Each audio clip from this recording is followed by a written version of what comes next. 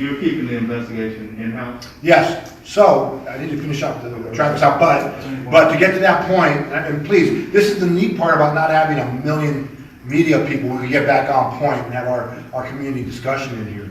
But by us having our investigation, number one, we have video, so you can't hide the facts. Number one, I just don't think when you have video, you can say something other than what occurred. Number two, I'm able to engage you like this. We're able to release the video, and we are able to have communication with the council, with the community, with the press to have these occur. That's why I think this is important for us to do our own investigation. That is not going to happen. Next year when the DOJ comes in to do local investigations, I worry for law enforcement that they're going to lose that ability to have this communication or this contact. But that's something we have to deal out later. Under the sheriffs. As the individual did look at him, and so the officer fired likely because he was worried the individual was probably going to turn to fire at him. We are part of what has occurred. We were the officers that shot that bullet that took their son's life. We are responsible and accountable for that event that happened.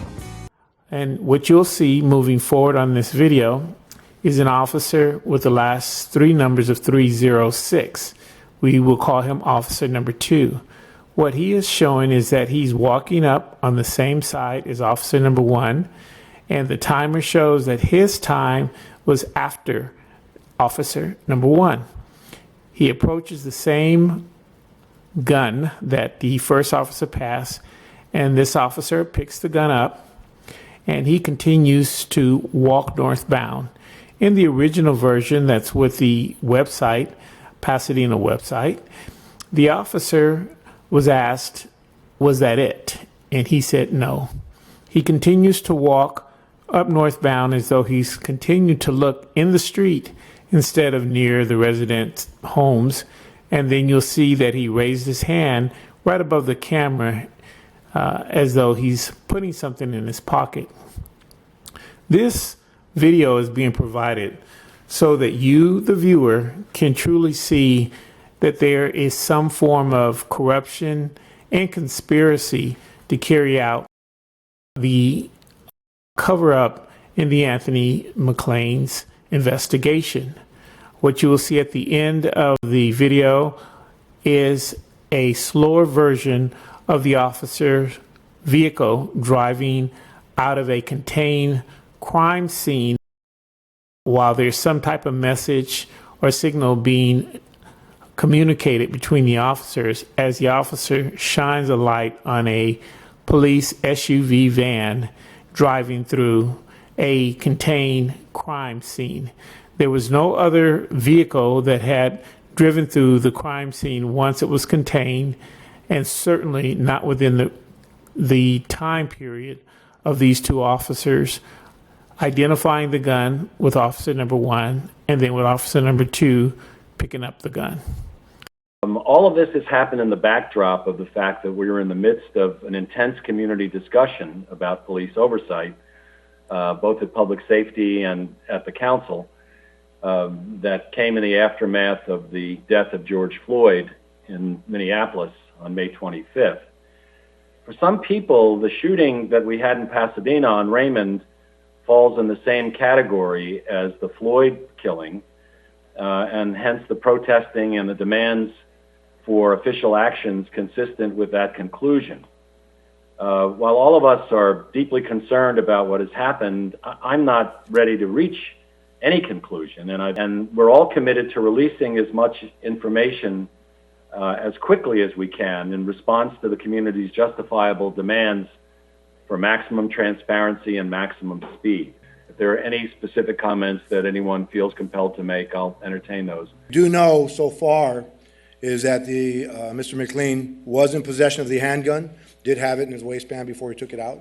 He did begin to run from the officers holding that weapon, and at one point began to turn to look at the officer behind him. So the rumors of there being a no gun on the individual is completely false. Unfortunately for the community, the wrong message has gotten out.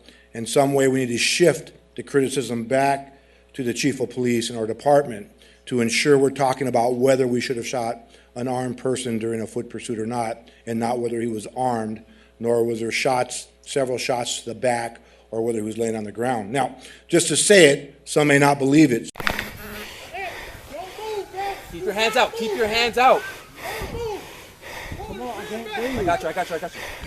Ambulance coming, buddy. Ambulance coming. Ambulance is coming. I got you. How many times have you shot? Hold on. Where's the gun? Where's the gun? Okay, put your hands behind your back. I'm gonna help you. I'm gonna help you, okay?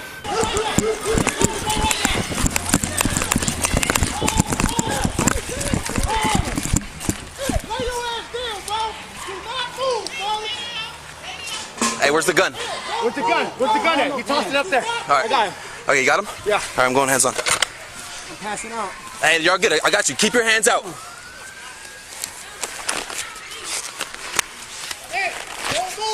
Keep your hands out. Keep your hands out.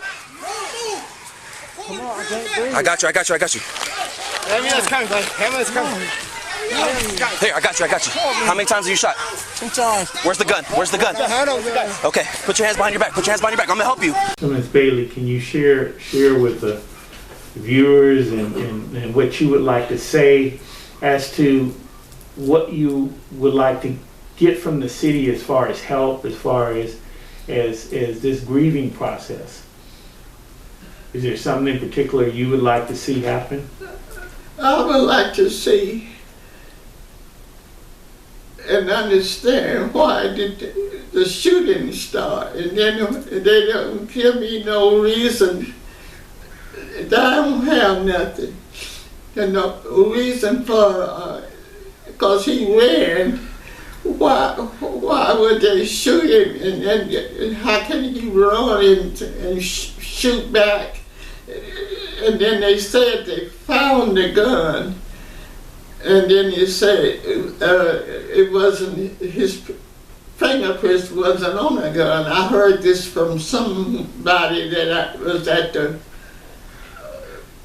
police station when you go into, I don't know what I don't know.